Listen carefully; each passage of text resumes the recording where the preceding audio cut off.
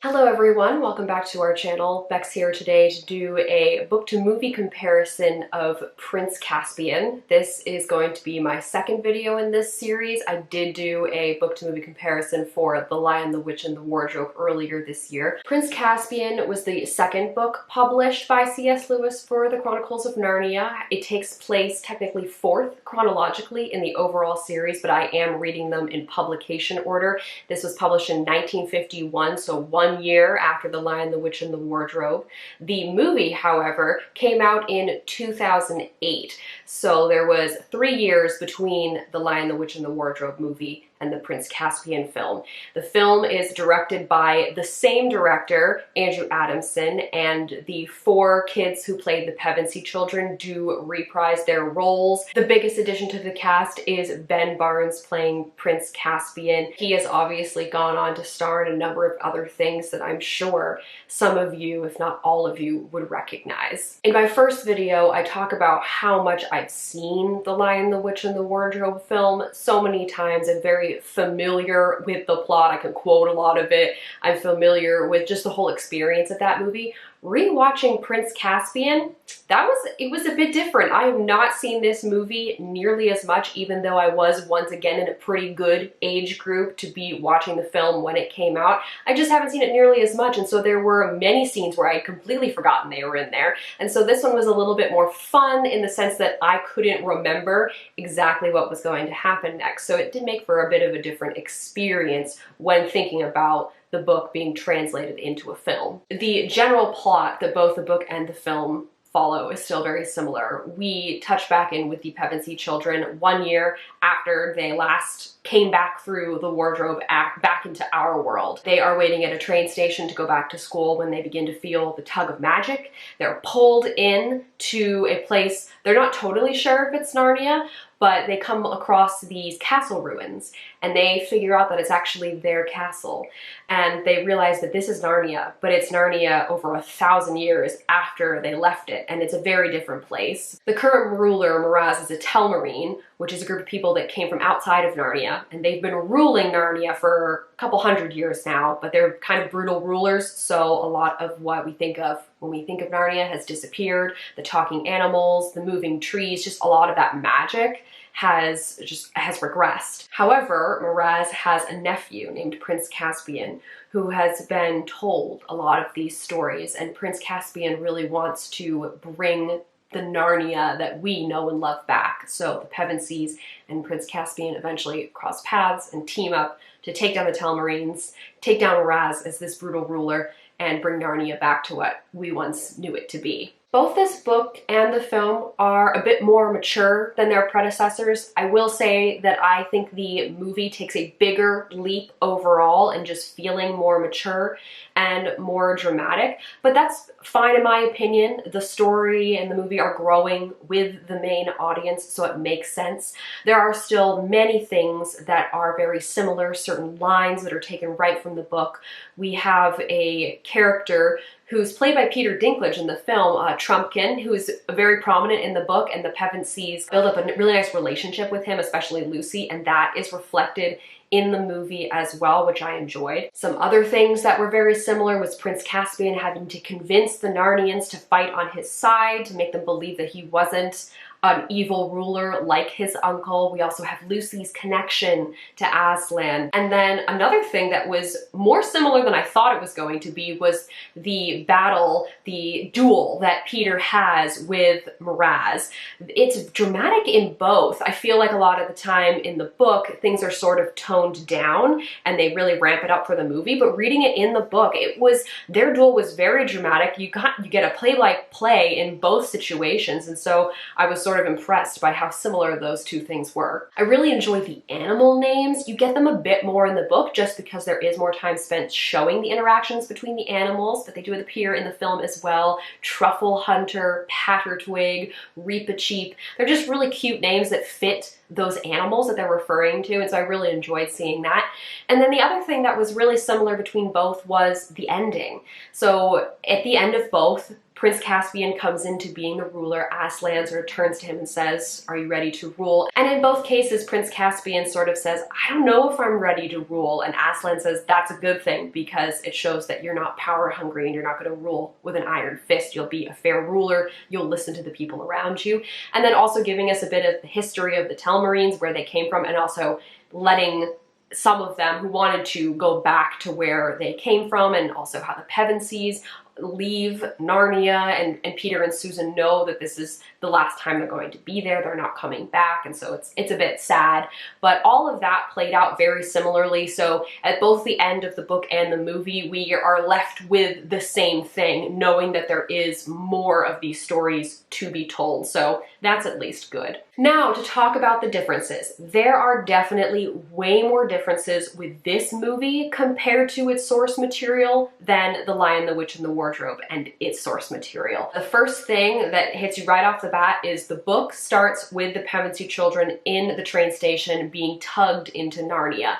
And it's a little exciting, but it's certainly not a lot of tension when they arrive to Narnia. Things are calm. They're just exploring, trying to figure out where they are, because of course they don't realize that it's 1300 years in the future. The movie opens with Prince Caspian being awoken in the night by his teacher, his professor, saying, "You need to leave right now because his life is in danger. His uncle has just had a son, and it's kind of well known that the two of them don't really get along, and that Miraz, his uncle, is probably going to have him killed." So this is included in the book, but it's not the opener. And so it's clear to me that they chose to add this into the film just for that tension of that film opening up, Prince Caspian racing out of the castle, racing off on his horse into the woods, and eventually coming across some creatures of Narnia. Right after that, we move into the Pevensies being at the train station and being pulled into Narnia. So you don't, nothing's really cut. It's just reorganized for better flow for the film, so totally worked for me.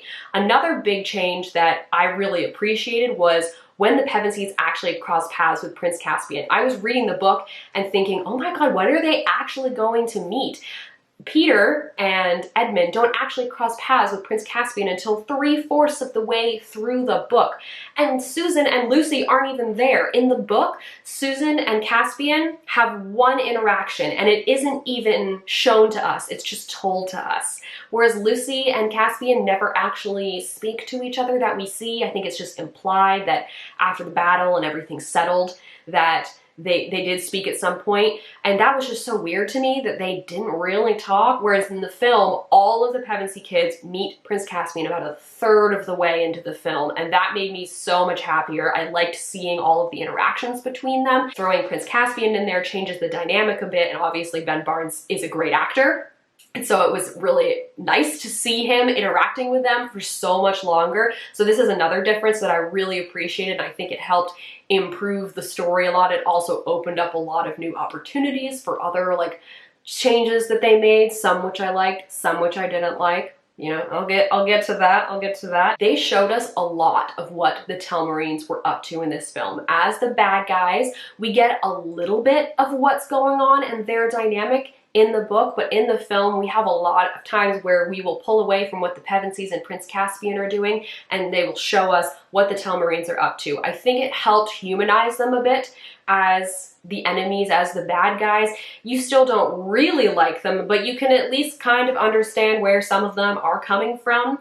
Miraz, maybe not so much, but some of his advisors, those people in those positions who are sort of being bossed around by him, I liked being able to get their side of things, and the actors in those roles were all very well done, so it never felt like a drag to switch to what they were doing. This also ties in with what I consider the biggest change that they made between the book and the film, and that was adding a raid on the Telmarines castle. The book doesn't really like to lean into super intense situations. They always glaze over the battle scenes a bit, but the movie decided, nope, we are going to add a completely new scene that did not happen in the book. Peter, Edmund, and Susan, along with Prince Caspian, a number of Narnians, decide to strike first against the Telmarines because they know they're coming. It was really a way to get more action into the film, and it was quite a good scene to watch. There's a lot going on. Everybody has a bunch of lines and things that they're doing, and so it was also a way to get Susan more involved in the battle scenes because she didn't really do much in the first film,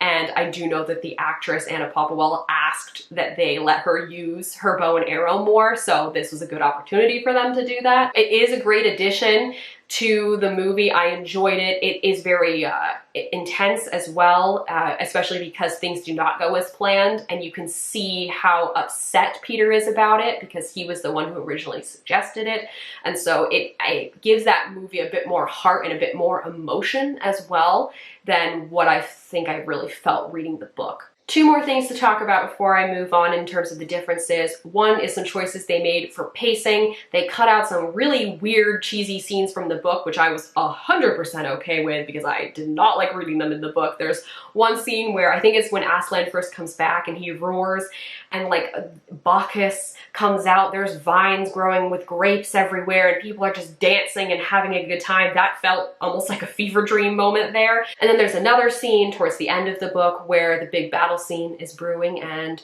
Peter and Edmund and Prince Caspian are all off dealing with that. And then, of course, once again, Susan and Lucy are with Aslan and they're going to all these different towns and waking the people up and bringing everything to life. And there's this happy parade of people coming along behind them, and then they destroy a bridge so Miraz's soldiers can't get across. But oh god, it was just so cheesy to read.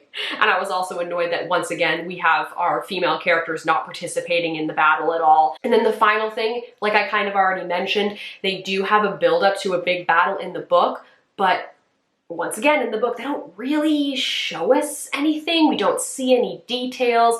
We kind of focus more on what Susan and Lucy are doing with Aslan. At least in the film, they do have this big battle scene. They once again show us a lot of it. Susan is a big participant in it, just like she was a big participant in the raid. We do have Lucy off doing things with Aslan because she definitely has this special connection with him. So she's not as involved in the battle, but she does help make the trees come alive, and that was essential to helping them win. So Lucy wasn't there necessarily, but she was doing actually helpful things, so I was really pleased that they just cut out that bit at the end of the book and kind of turned it into something more epic for drama and for tension, but it totally made sense and I was fine with it. I don't think I had this category when I was talking about the comparison in my first video, but there were actually some things that I preferred in the book over the film. The first is that there was no romance. In the movie, they decide to have Susan and Caspian have this little connection. It's a bit awkward. Nothing really happens with it. There's just, you know, like the sparks are flying a little bit, but then at the end, they kiss before she leaves, like Susan leaves Narnia for good. And yeah, it didn't totally work. I remember being in the theater and watching that and just being like, no, I don't like this. I don't like this. So I liked that in the book, there was no romance. To be fair, they don't really interact at all in the book, so there wasn't a chance, but I guess because the two of them interacted a lot more in this film and they're around the same age, they decided to go down that route. There's also a scene in the book where things aren't going well for Prince Caspian and the crew, and there's a couple characters that try to convince him to resurrect the White Witch, and I actually found the way they told it in the book to be very intriguing. That was like right before Peter and Edmund actually connect with Prince Caspian in the book, and so that scene was very political and you're just sort of listening to what they're saying on the other side of this door. You can't really see what's happening as much, whereas in the film they kind of ramp up the drama and it wasn't as political, and so I didn't like it as much. I did prefer reading that in the book. It was actually my favorite scene that I read in the text. I also enjoyed in the book that we got more time with the creatures. We got to hear more of their stories and names, and so in their interactions, I liked that. And then there was one other thing in relation to the characters. Reepicheep, who's the mouse, he loses his tail in the final battle, and he's so embarrassed, and he says, like, I can't be a knight for Aslan if I don't have a tail, like they're very important for battle, and all of his comrades like offer to chop off their tails to, you know, show their loyalty. And Aslan says in the book, he talks about how Reepicheep's ancestors helped chew the ropes off of him when he was stuck to the stone table, and that's in reference to The Lion, the Witch, and the Wardrobe. And so he regrows Reepicheep's tail. And I found that really moving to read in the book. In the film, they don't get as in depth with it. Like, Aslan does help him regrow his tail, but he doesn't talk about how his ancestors helped chew the ropes off of him at the stone table. So I just liked how referential it was and kind of how moving it was in the book. Just as I did in my first video, I also want to touch on some of the Christian themes that happen in this. This one isn't as allegorical, I guess, as the first one was, but it does have some moments. Lucy has a special connection with Aslan when they go back to Narnia. She's clearly supposed to be sort of this embodiment of faith, and that she sees Aslan all these different places, but nobody else does. Once she does actually connect with Aslan, and he has this whole conversation with her about how, like, she should still follow him even if nobody else can see him, and she, you know, that's the right thing to do, and just because other people didn't see him doesn't mean she should ignore the fact that she thought she saw him. And so that was, yeah, it was a bit heavy-handed, but yeah, I could see that. And then also just kind of like how Edmund is the bad sibling in the first book. In this one, Susan is the last one to see Aslan of the bunch. She's the most critical of, like, is he actually there? Because she's the last one, Aslan sort of reprimands her and is really rude about it, and it felt weird. I didn't like it. And I just felt like she was the least well portrayed of the four Pevensie siblings. I appreciated that they changed that up, but they definitely still had some of those Christian themes present in both the book and the film. I think, once again, I do prefer the movie over the book. The movie does have some sort of cheesy, stilted acting moments, but overall the production is fantastic. A lot of the actors are very strong actors. The music, the score is amazing. The sets and just the cinematography is really good. And so I prefer that more modern experience that the movie gives me, even though there were a few more things this time around that I preferred that the book did. I think the movie still wins out. I decided to give the movie 4 stars again and the book 3, just like I did for The Lion, the Witch, and the Wardrobe. I don't think I would return to the book necessarily, but I would certainly watch the movie again. That is everything I have to say. Believe it or not, I had more points and more things that I had written down, and I cut them because I knew I was already going to be talking a lot. There's just so many things you can compare between this book and this film. If you have read the book and watched the film, let me know in the comments below which one you prefer. We can have a little chat. As always, all of our links are in the down bar. You can go check those out if you feel so inclined. Thank you all very much for watching, and I'll see you later.